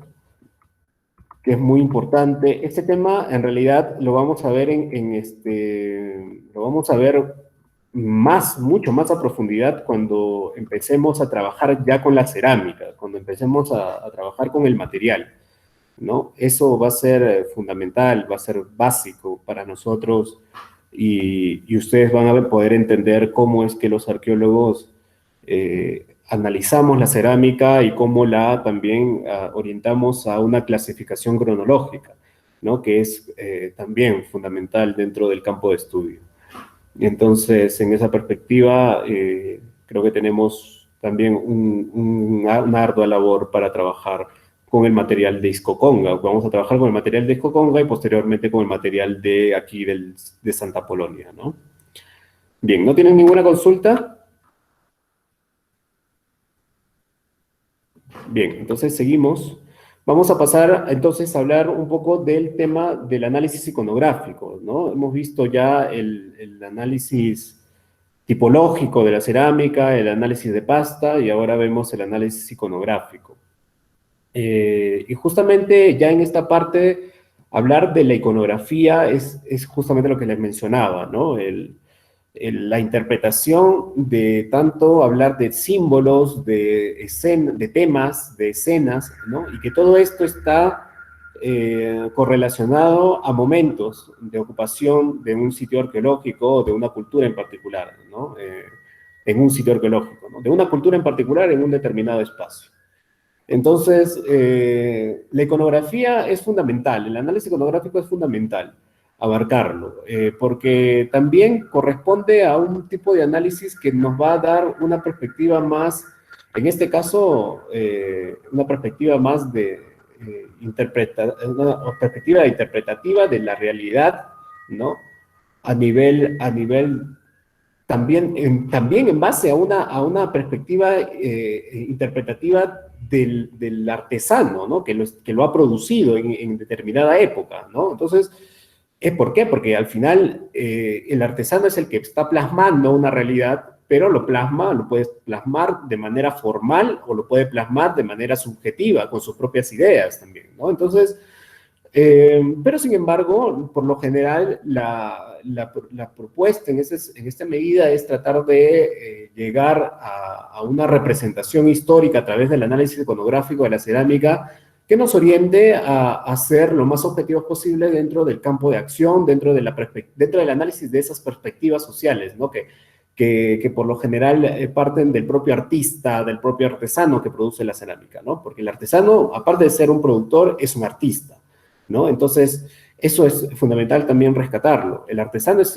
un artista que nos está plasmando una idea a través de simbolismo, o a través de un tema, o a través de una escena, que nos va a permitir un poco nosotros darnos cuenta de esa perspectiva individual del artesano, pero que en realidad está plasmando una realidad que se evidencia a través de una perspectiva ya colectiva, ya de la comunidad, de la cultura en general, ¿no? Entonces, el análisis iconográfico tiene por objetivo transformar la superficie, ¿no?, de la cerámica tras el modelado de la pieza, tanto al interior como exterior de las vasijas de modo parcial o total. Eso es lo más fundamental, ¿no?, lo más básico, ¿no? El trabajo que se hace después de la cocción, después de la puede ser post-cocción o puede ser pre-cocción, ¿no? Eso ya depende de los procesos productivos, del sistema productivo, del modo de producción en particular, ¿no? De las fases de producción que se estén abordando. Pero, por lo general, es lo mismo, ¿no? La iconografía es darle esa transformación de la superficie de la cerámica decorativamente, inclusivamente, incisamente, etcétera, ¿no? O sea, y justamente son esos términos que la vez pasada les había mencionado, ustedes habían hecho, ¿no? Ustedes habían investigado un poco algunos términos, que yo estoy preparando un manual ahorita para que después al final, un manual de arqueología que va a ser presentado por módulo, ¿no? Al final de cada módulo vamos a presentar un manual como intervenciones arqueológicas, ¿no? Nosotros como un equipo de trabajo que va a presentar un manual de los temas que se han desarrollado y principalmente de lo que ustedes han ido investigando, ¿no? Entonces, justamente entre los términos más importantes, o dentro de los métodos de tratamiento que se identifican en el análisis iconográfico, en el análisis de la cerámica como tal, tenemos estos que están aquí, ¿no? Tanto el alisado, el pulido en seco, el bruñido, el engobe, ¿no? La incisión, la excisión, por ejemplo, ¿no? Son solamente algunos de los términos que vamos a ir viendo a lo largo del proceso de análisis ceramográfico, ¿no? Como tal, ¿no? Entonces, todos estos van a darnos una idea de los diferentes métodos de tratamiento que se han estado utilizando para la producción de un bien como la cerámica, ¿no? Entonces, al analizar todos estos tratamientos, nos vamos a dar cuenta también de que hay una diferenciación con respecto a esta fase productiva de la cerámica, ¿no? Porque no vamos a encontrar, por ejemplo, no vamos a encontrar el bruñido en una cerámica y lo vamos a encontrar específicamente en otro tipo de cerámica, ¿no? No todos los tipos de cerámica van a tener bruñido, no todos los tipos de cerámica van a tener engobe, ¿no? No todos los tipos de cerámica van a tener incisiones, ¿no? No todos los tipos de cerámica van a tener excisiones, no todos van a estar pulidos, ¿no? No todos van a estar alisados. Entonces, es importante poder determinar eso porque a partir también de la utilización del tratamiento, ¿no? Que se esté aplicando a la cerámica, es que también es importante eso porque ahí a partir de eso también vamos a poder dar una idea de lo que la comunidad o la cultura está pensando en ese momento, ¿no? Con respecto a la aplicación de diversos tratamientos, pero está pensando en el sentido de que qué tratamiento a nivel productivo, ¿no? A nivel de producción de cerámica como tal. ¿Cuáles son los métodos o los tratamientos más importantes que se pueden aplicar para dar una identificación, ¿no? Porque por lo general, trabajar en cerámica también nos orientamos a identificar o a tratar de ejemplificar la identificación que tenía cada artesano y esa identificación era parte de una interpretación también más general, ¿no? De la propia sociedad en la cual estaba inserto el artesano, ¿no? O en este caso el productor, ¿no? De dicho bien. Entonces, pero son importantísimos el análisis y la identificación de cada uno de estos tipos de tratamiento en la cerámica como tal, ¿no? Entonces, para el análisis iconográfico, en esa medida, lo que nosotros vamos a poder identificar primero son símbolos o figuras, ¿no? Patrones simbólicos, ¿no? Elementos iconográficos particulares que no suponen un grado de complejidad al momento de la identificación, pero sí al momento de la interpretación. Ojo con eso, porque en la cerámica moche, por ejemplo, como les he mencionado, es una cerámica que te resalta aspectos de la cotidianidad moche, de la cultura como tal, ¿no? Entonces, por lo que vemos acá, ¿no? O sea, vemos un ejemplo de la realidad. No vemos aspectos simbólicos como tal, ¿no? Puede ser un aspecto simbólico, puede ser estas cerámicas que están como que volando, ¿no? Y que puedan tener un simbolismo ejemplificado y plasmado dentro de este dibujo como tal, ¿no? Pero por lo general vemos aspectos igual, ¿no? Cuando hablamos del simbolismo dentro de patrones que están orientados a la plasmación en la cerámica de un personaje, ¿no? Con atributos, que estos atributos se convierten en símbolos. ¿Por qué se convierten en símbolos? Porque estos atributos por lo general le están dando ¿cómo les puedo decir? Una forma en este caso, de trascendentalidad al personaje, ¿no? Por ejemplo, ¿no? Ponerle alas al personaje es darle ya un simbolismo. Ponerle garras al personaje que es humano, por lo general, que es un personaje de repente que está representando un sacerdote, que es un gobernante, ¿no? Dentro de los mochas, por ejemplo, como había reinos, ¿no? Está el señor de Zipán, pero el señor de Zipán por lo general era representado como un dios, ¿no? Como un semidios, ¿no? Un dios, ¿no? O un ancestro que en realidad es el ancestro, por decirlo así, divino, ¿no?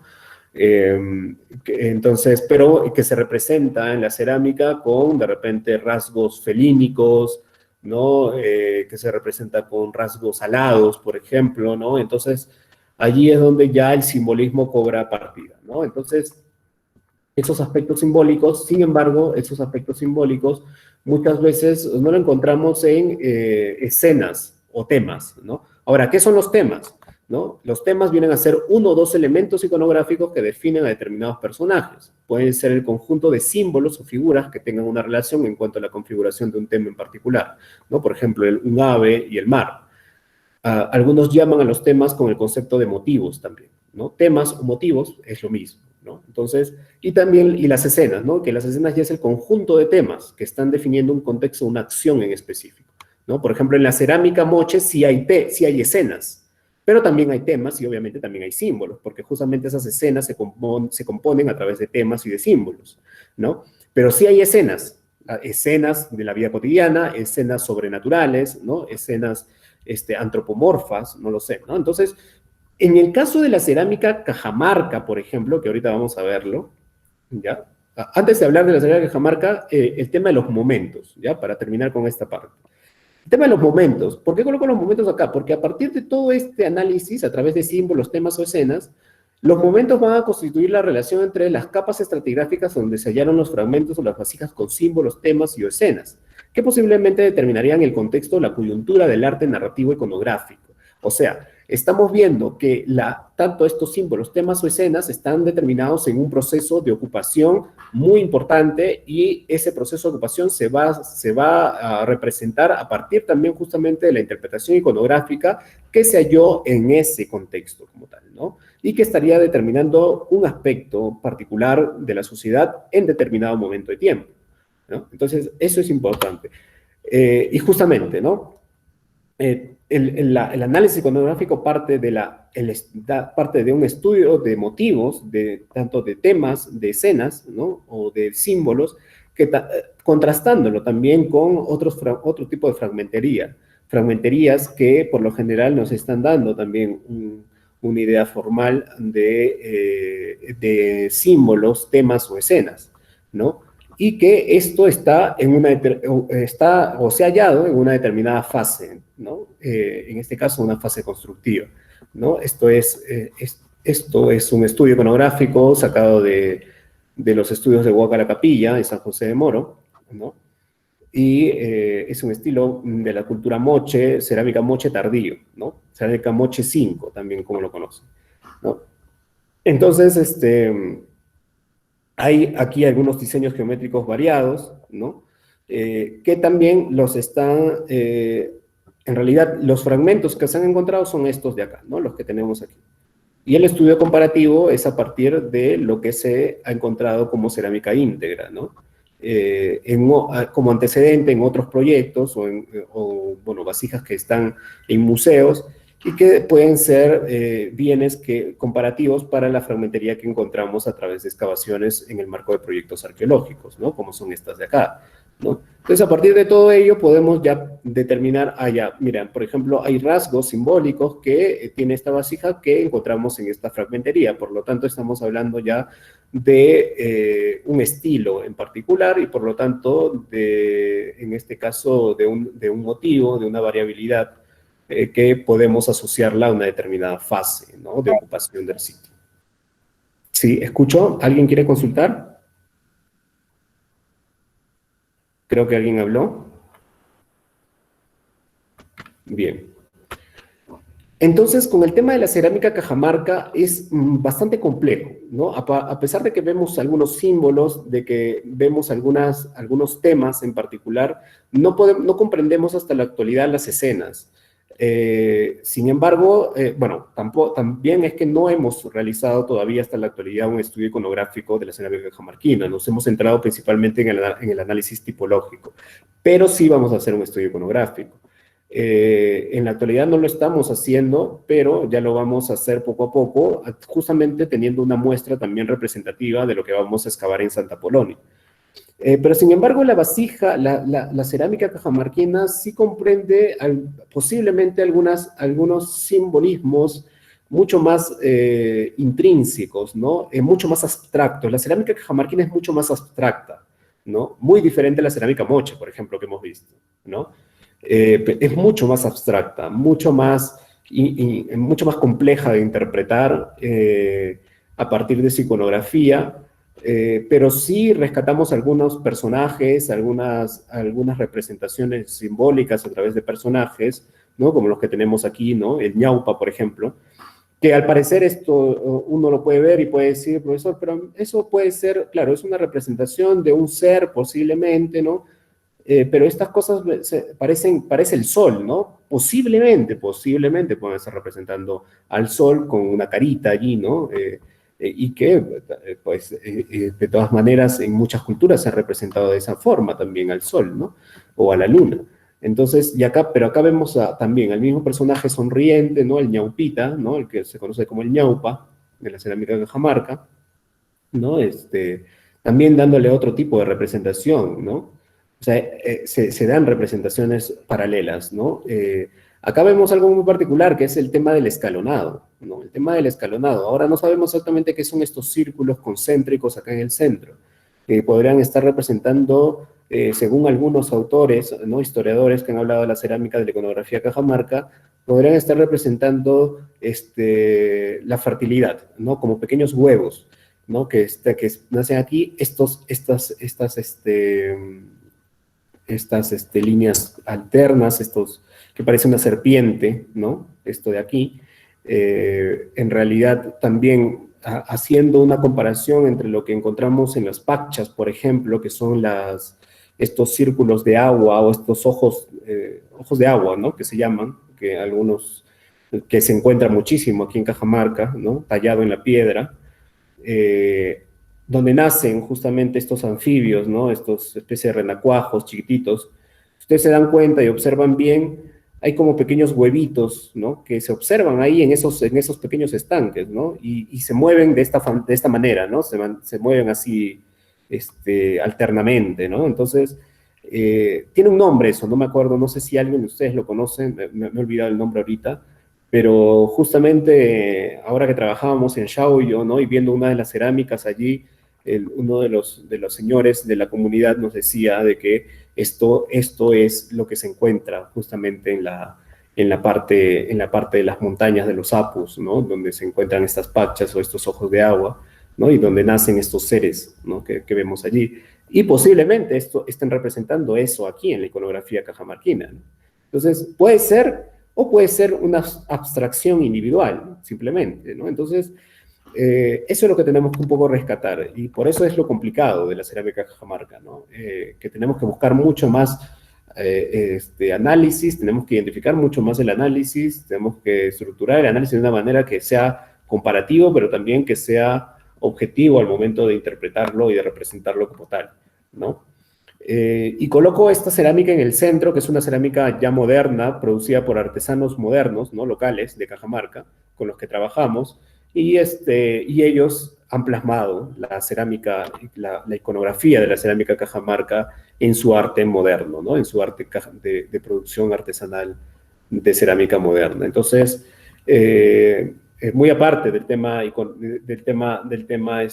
análisis formal de la iconografía que vamos a realizar nosotros aquí, como parte de la especialidad, es importante rescatar de que exactamente gracias al arte prehispánico, es que actualmente se puede plasmar o replicar ese arte en productos o bienes cerámicos actuales, ¿no? Y un poco eso nos permite difundir más el conocimiento de la cultura principalmente, ¿no? A través del arte y a través de la producción cerámica moderna, y que esta cerámica, que por lo general llega a otras partes del territorio peruano y el territorio mundial también, ¿no? Porque muchas de estas cerámicas son exportadas, ¿no? Y así es como tratamos de visibilizar nuestra cultura, y que el turista en otras partes o las personas de otras partes del mundo vean esta cerámica y digan: qué linda cerámica, ¿de dónde viene? De Cajamarca. Este es el arte cajamarquino, este es el arte de los cajamarquinos de época muy antigua y que ahora lo están replicando en la modernidad, ¿no? Entonces, eso también como para dar una alternancia a lo que estamos viendo. Entonces, por lo general, lo que nosotros vamos a hacer cuando hagamos el análisis iconográfico es trabajar a partir de cuadros de frecuencia de motivos y temas iconográficos, ¿no? Y vamos a ver proporcionalidades. Proporcionalidades a partir de la identificación de diseños, a partir de la identificación de dichos motivos y de dichos temas iconográficos, ¿no? Y vamos a ver estas proporcionalidades y vamos a tratar de identificar cómo estas proporcionalidades se van dando a través de procesos o periodos de tiempo también, ¿no? Entonces, esto es justamente lo que vamos a realizar con la muestra que tengamos, ¿no? Cada uno va a tener una muestra, ¿no? Por ejemplo, acá hay un número mínimo de muestra, que son 27 fragmentos, ¿no? En la fase del momento B, por ejemplo, ¿no? La fase constructiva B, ¿no? En un determinado sitio. Por ejemplo, en el sitio arqueológico de Santa Polón. Entonces, tenemos la muestra de 27 fragmentos de cerámica con diversos diseños, diversos motivos y temas iconográficos, y vamos a darle una variabilidad y una frecuencia a través de estos cuadros de frecuencia, en donde vamos a ver proporcionalidades de temas y motivos, ¿no? Entonces, eso es lo que vamos a ir trabajando a lo largo de este tiempo. Y claro que vamos a determinar también esos motivos, o toda esa frecuencia la vamos a determinar en cuadros en donde, de dónde ha salido cada uno de ellos, ¿no? En qué área, cuando me refiero al área, la unidad de excavación, por ejemplo, ¿no? En qué área, en qué capa, qué código tiene cada fragmento, ¿no? En este caso también el número mínimo de artefactos que se han colocado y qué numeración tiene ese fragmento en particular, ¿no? El momento también, que es muy importante, qué fase o periodo se ha encontrado ese fragmento, según lo que se ha interpretado arqueológicamente a través de las fases constructivas, la escena, ¿no? ¿Qué tipo de escena está representándose? ¿No? Algunas observaciones preliminares, la foto del fragmento, la fotografía, y la identificación iconográfica a partir ya de motivos mucho más íntegros y más grandes, ¿no? Como en este caso, por ejemplo, estos motivos que lo sacan ya de libros o antecedentes, ¿no? Podemos hacer esas comparaciones, ¿no? O, por lo general, aquí en Cajamarca tenemos también algunas vasijas íntegras, ¿no? Que tienen ya motivos o iconografía, arte plasmado, y que por lo general, como nosotros encontramos fragmentos, vamos a relacionar y comparar esos fragmentos con estas vasijas más íntegras, dependiendo de la característica también estilística, si es que obviamente es del misma, si pertenece a la misma fase, si pertenece al mismo momento, al mismo periodo, ¿no? Y vamos a ir viendo ya hay cambios, vamos a ir viendo similitudes, vamos a ir comparando, ¿no? Entonces, estos son los cuadros que nosotros vamos a realizar como tal cuando hagamos el estudio de iconografía cerámica. Bien, ¿hasta acá tienen alguna consulta, chicos? ¿Chicas? Chicos, chicas, ¿tienen alguna consulta? Pregunten, por favor, no se queden con la duda. Siempre consulten. Bien, entonces, hablemos un poco de la dicotomía. Sí, escucho. Profesor, una consulta. En Cayapuma, ¿qué han encontrado aparte de las pinturas rupestres? Ya, bueno, en Cayapuma es un sitio sumamente grande, es un sitio muy importante porque comprende diferentes sectores de ocupación arqueológica, de ocupación histórica. No solamente son las pinturas rupestres, justamente ahora que hemos hecho una convocatoria para un trabajo que se va a hacer de encuestas en Xaoyo Chico. Un poco también dentro de ese formulario de convocatoria nos hemos dado cuenta, bueno, hemos preguntado, ¿no? A los que se han inscrito se les ha hecho la pregunta, aparte de diferentes preguntas, se les ha hecho la pregunta, ¿qué sabes del Kayak Puma, no? Entonces, muchas de las personas, por no decir todas en particular, han colocado de que es un lugar importante a través de pinturas rupestres, ¿no? Ya, pero Kayak Puma no solamente es pinturas rupestres, ojo. Las pinturas rupestres están en un sector del Kayak Puma. Kayak Puma tiene mucha más cultura, tiene mucha más evidencia histórica y arqueológica. En Kayak Puma se han identificado sectores posiblemente de funcionalidad ceremonial, como plataformas, ¿no? En diferentes picos de la parte de la cima, ¿no? Se han identificado espacios domésticos, ¿no? Se han identificado espacios de posiblemente ocupación, no sé, de corrales, de depósitos, ¿no? Hay una plaza circular, por ejemplo, ¿no? En la parte de Xaoyo Chico, en la parte alta, ¿no? Justamente al Cayapuma. Hay una plaza circular que lo asocian a periodos más tempranos, incluso, periodos más antiguos que la cultura cajamarca, ¿no? Hablamos del periodo formativo, ¿no? Allí hay un proyecto de investigación arqueológica también, que es el proyecto arqueológico Kayak Puma, ¿no? Dirigido por el doctor Jason Tuji y la doctora Patricia Chirinos. Y en esa medida ellos han determinado una gran variabilidad de sectores de ocupación. Hay un sector de posibles terrazas también de cultivo, ¿no? Hay caminos, ¿no? Caminos que han sido utilizados de época prehispánica, ¿no? Y y es importante rescatar todo esto, ¿por qué? Porque no solamente Cayapuma se basa en las pinturas rupestres, se basa también en una gran variabilidad de áreas de actividad prehispánica, cultural, arqueológica, ¿no? Entonces, Eso es importante, ¿no? Aparte de las pinturas rupestres, tenemos una gran variabilidad de sectores de ocupación humana, como sectores domésticos, un gran sector doméstico, un gran sector posiblemente más abierto de corrales, ¿no? De depósitos en la parte de la cima, un área ceremonial como la plaza circular, no necesariamente ceremonial, pero sí un área de espacio colectivo, ¿no? De espacio de integración, ¿no? Colectiva. Un área de un bosque rocoso, que en realidad, bueno, es un espacio natural, pero también hay, dentro de ese espacio hay actividad prehispánica, humana, ¿no? Hay canales tallados en las piedras, hay estas pachas o estos ojos de agua que les mencionaba, ¿no? Y a lo largo de toda la colina, la parte de la cima, existe una ocupación a partir de plataformas, posiblemente, ¿no? Que han tenido una funcionalidad ceremonial, administrativa, de repente, que no sabemos exactamente a ciencia cierta porque no hemos excavado allí. Ya el proyecto de investigación arqueológica que trabaja en Cayapuma determinará en sus posteriores temporadas de excavación más detalles con respecto a esos sectores. Pero por lo general, como te menciono, hay una gran variabilidad de sectores de ocupación cultural en Cayapuma, ¿no? Cayapuma es un sitio importantísimo, muy importante, que sí ha tenido la atención de muchos colectivos, ¿no? Actualmente el proyecto comunitario Cayapuma, que está trabajando allí, el proyecto arqueológico Cayapuma, la comunidad de Xauyó Chico, que tiene toda la intención de proteger y defender el sitio y de ponerlo en valor. Hay un colectivo en defensa del Cayapuma que se creó justamente en el marco de una explotación que se estuvo dando en una cantera justo a la altura de las pinturas rupestres, ¿no? Pero en esa dirección, por la zona de Guairapongo, ¿no? En donde se denunció, se fue al Cayapuma, se fue a defensa, se hicieron campañas colectivas de defensa, protestas, ¿no?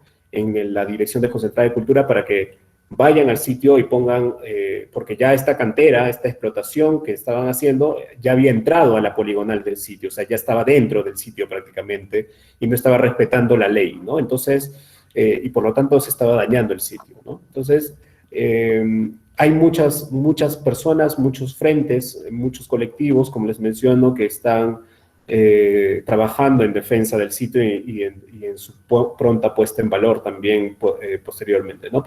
Y así es como se tiene que trabajar en los diferentes sitios que existen en Cajamarca, ¿no?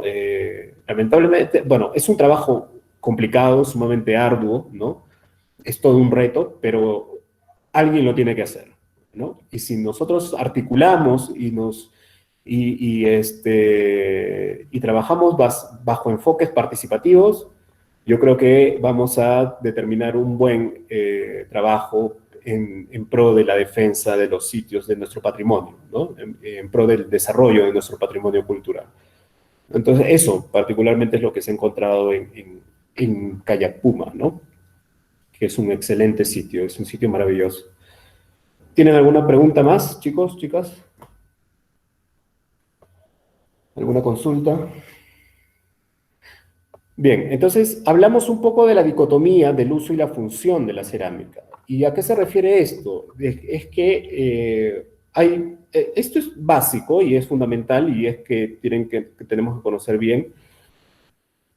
Existe una forma una frecuencia ahí o no problemática, pero sí una forma de interpretar justamente a través del análisis de la cerámica el uso y la función, ¿no? En este caso, el productor de cerámica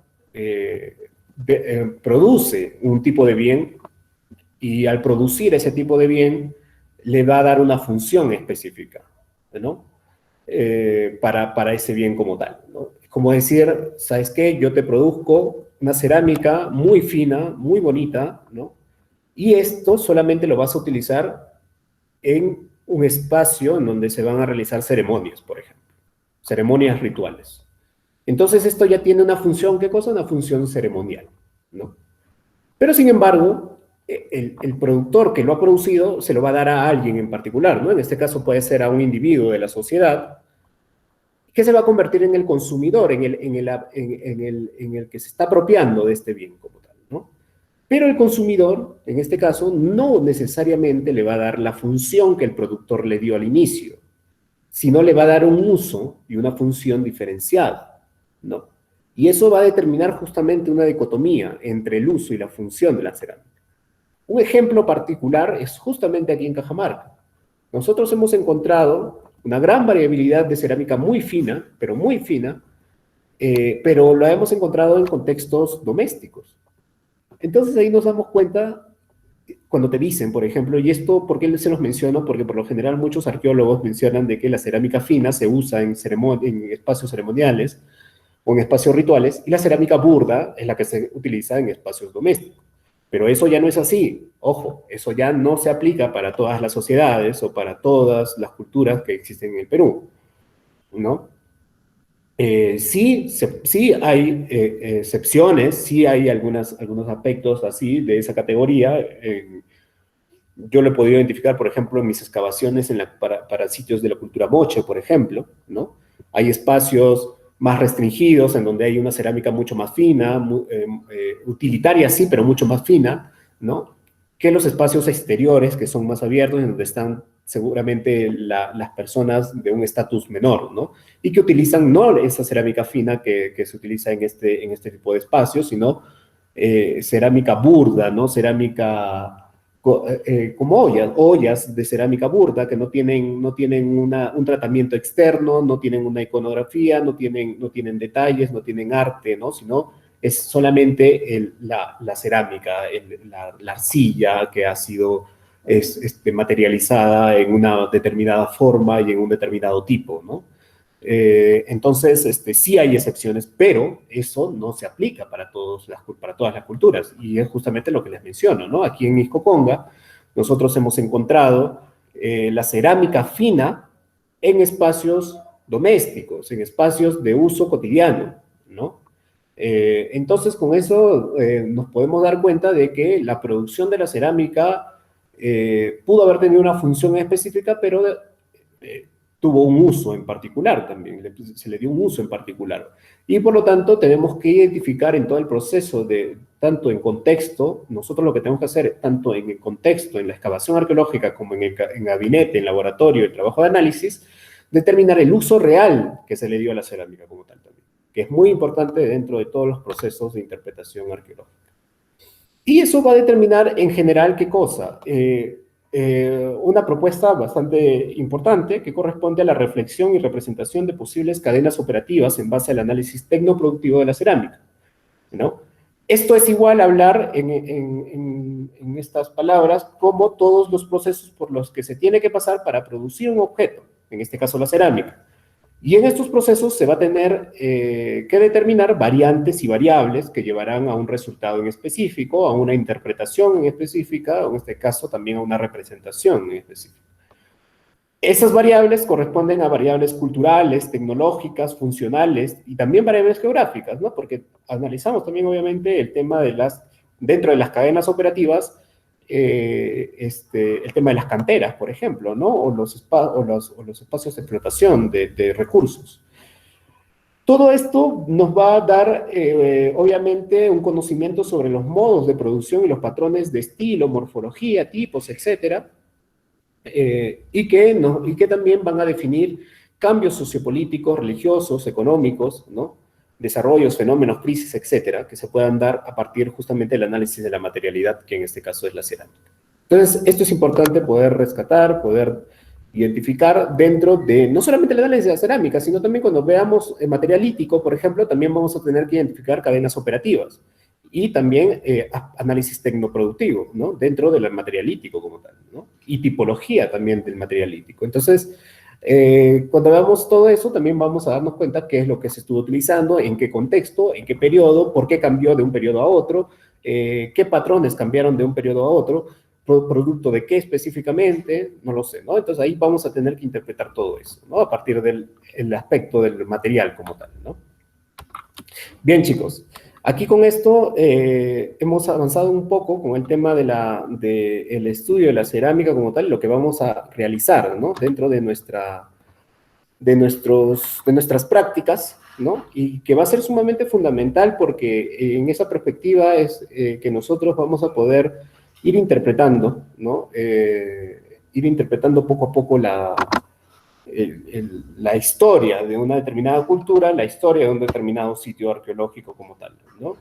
Entonces, en esa medida, habiendo visto esto, un poco, esto lo vamos a profundizar en la práctica, ¿no? Cuando ya vayamos al laboratorio, cuando tengamos bien establecidos los protocolos para trabajar en la escuela. Justamente eso les quería mencionar el día de hoy.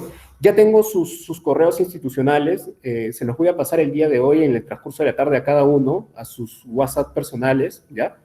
Les voy a escribir para trabajar en la plataforma virtual. Eso, uno. Y dos, se está trabajando en la escuela el tema de la activación ya de las prácticas semipresenciales, porque ustedes saben que nosotros vamos a salir a campo a partir de mañana, pero vamos a tener que ir también al laboratorio, ¿no? Tenemos que ir al laboratorio, es fundamental que vayamos al laboratorio. Entonces, en esa medida, lo que nosotros vamos a realizar es tanto trabajo de campo como trabajo en gabinete, ¿no? Trabajando con material cultural y en campo también trabajando en el estudio prospectivo, ¿no? En el estudio de la prospección arqueológica. Bien, entonces el día de hoy también, esos dos, tres, el día de hoy, en el transcurso de la tarde, les voy a alcanzar una lista en un archivo Drive para que ustedes coloquen su nombre dentro del día que van a ir. Para mañana hay un grupo ya, ¿no? Que va a ir al campo. Nuestra primera salida va a ser aquí al Kayak Puma, ¿ya? Por la zona de Shauyo Chico vamos a subir. Y pero hoy día voy a colocar ese cuadro para ver cuántas personas vamos a ir el día de mañana, ¿ya? Entonces, apenas les alcanzo el link del Drive, del Excel, que lo van a agregar, así como agregaron sus datos la vez pasada, igualito. Simplemente agregan los datos y cierran la ventana y eso se guarda automáticamente y ya se queda para mí, para yo tener la lista. ¿Ok, chicos? Entonces, eso. ¿Tienen alguna pregunta hasta acá? ¿Alguna consulta?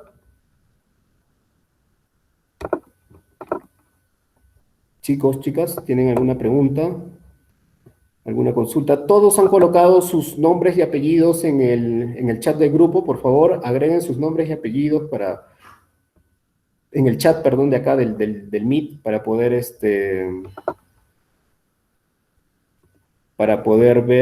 llevar la lista, por favor, ¿ya? Los que todavía no han colocado sus nombres y apellidos, agréguenlo de una vez para poder agregarlos a la lista.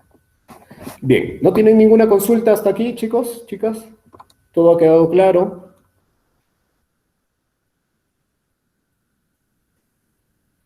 Bien. De todas maneras, vuelvo a repetir que de todas formas es importante cualquier detalle, cualquier duda, cualquier consulta, lo podemos hacer también en el grupo de WhatsApp, ¿ya? No se queden con la duda, no se queden con algún comentario que quieran dar, algún comentario o alguna crítica también, es importante todos los comentarios, críticas, preguntas, dudas, etc.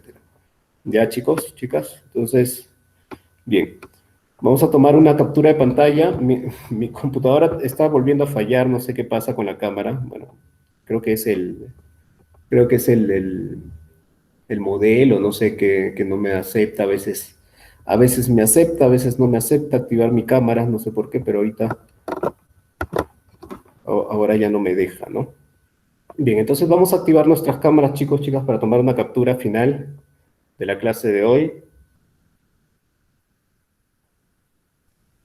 Por favor, activamos. Isomar. Profesor, una consulta. Sí, te escucho, Isomar. Mañana igual vamos a tener clases así, ¿no? Por el WhatsApp. No. Mañana es salida de campo. Mañana es la salida de campo. Mañana y el viernes. Mañana es jueves, ¿no? Hoy día Sí. somos miércoles.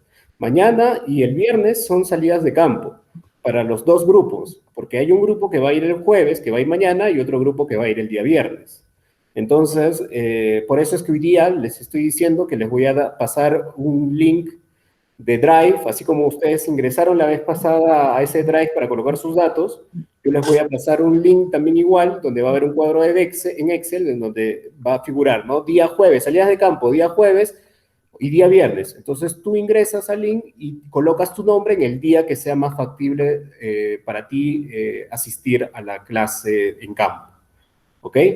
Entonces, el día de mañana y el viernes es campo. Pues el día de mañana va a ser una introducción al estudio prospectivo de la arqueología en campo.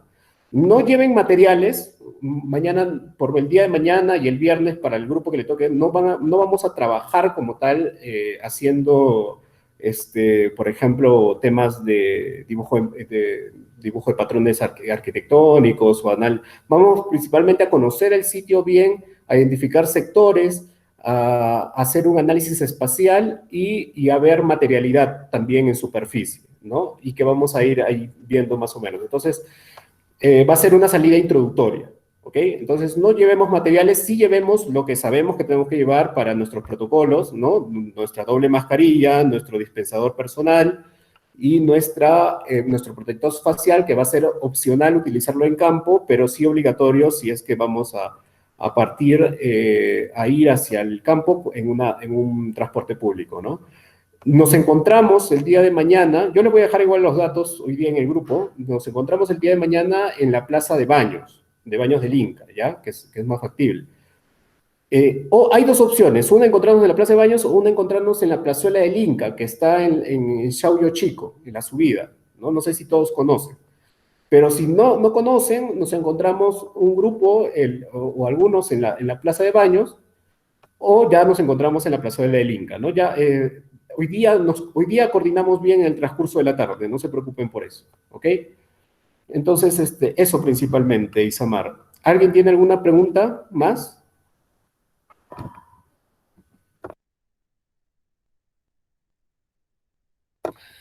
¿Nadie tiene ninguna pregunta? Bien, entonces el día de hoy, como les he dicho, les alcanzo el link del Drive para que coloquen su nombre en los días que van a participar. Algo más que me estaba olvidando, eso principalmente. Hoy día les voy a alcanzar, perdón, a cada uno a su chat de personal le voy a alcanzar también su usuario y contraseña para la plataforma virtual. Les recomiendo todavía no ingresar a la plataforma virtual. A partir del lunes vamos a ver cómo vamos a trabajar en la plataforma virtual, ¿ok? Todavía, pero ya se les va a ir alcanzando sus usuarios y sus contraseñas. Pero todavía no ingresen, porque si ingresan van a tener que cambiar su contraseña, pero quiero explicarles específicamente en vivo, ¿no? En el día lunes ya a utilizar la plataforma. Entonces, para que cualquier cosa no se mareen. ¿Ya? Todos juntos mejor abrimos nuestras plataformas virtuales el día lunes y empezamos a llevar el procedimiento, ¿no? Primero van a tener que cambiar su contraseña, porque se les está dando una contraseña ahora, pero esas contraseñas tienen que ser cambiadas por ustedes, ¿no? Ustedes tienen que colocar una contraseña ya de ustedes. Y después a utilizar la plataforma como tal. Pero eso lo vamos a ver a partir del lunes. El día de hoy les voy a ir alcanzando en este caso, sus contraseñas. Voy a apuntarlo acá. Contraseñas y usuarios al chat personal de cada uno, ¿ya? Y también el día de hoy les adjunto al grupo de WhatsApp el link de Drive para que coloquen sus nombres en los días que son más factibles para cada uno y cada una de ustedes asistir a campo, ¿no? Que en este caso van a ser los días jueves y viernes.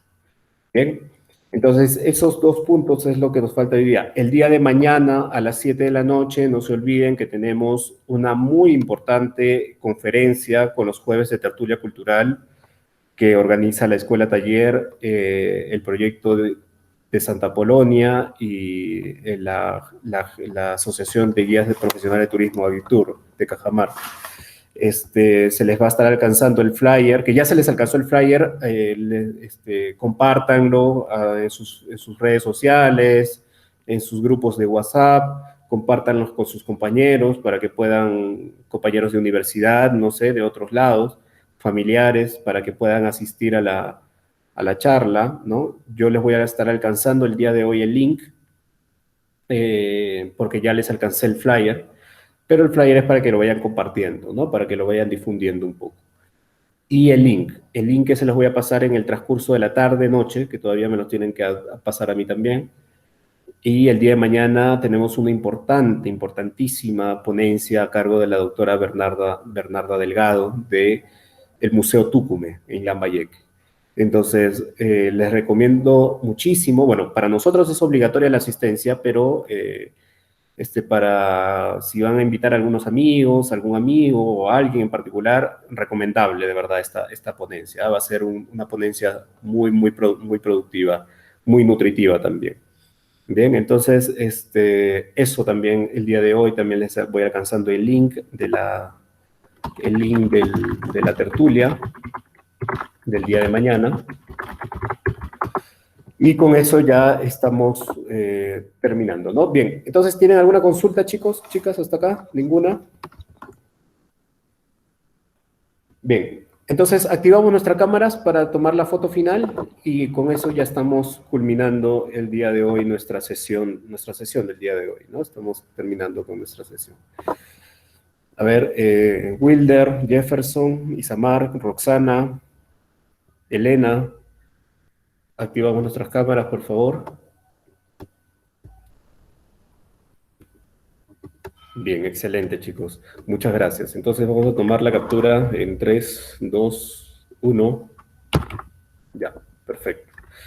Bien, chicos, chicas, muchas gracias por su puntualidad, muchas gracias por su responsabilidad y nos estamos viendo entonces el día de mañana. Vamos coordinando en el transcurso de la tarde para lo que vamos a ver el día de mañana y con eso ya de manera presencial iniciamos formalmente nuestras prácticas en campo el día de mañana y el día viernes con el otro grupo. ¿Ok? Bien, que tengan muy buenas tardes y gracias por el día de hoy. Luego. Igualmente, profesor, se cuida. Ya, igualmente, Félix, cuídense. Chao, chao. Nos vemos, profesor. Gracias. Nos vemos, Wilder. Nos vemos, profesor. Gracias. Gracias, Isamar. Nos vemos. Chao, chao.